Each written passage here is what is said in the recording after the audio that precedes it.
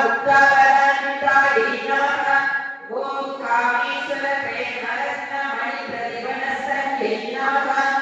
ॐ नाभ्याधवालरोमालिलतापलकुशत्वयै नमः ॐ लक्ष्योपलताभारतसमुन्नयमध्यमायै नमः ॐ माणिक्यमुकुटाकारजानुद्वयविराजितायै नमः ॐ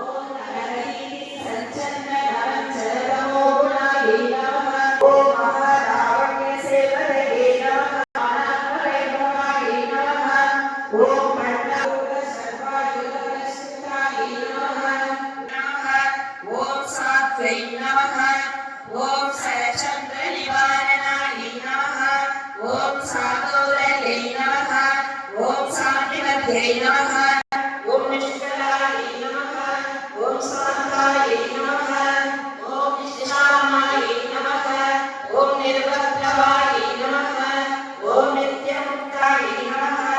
ॐ नित्यबुद्धायै नमः ॐ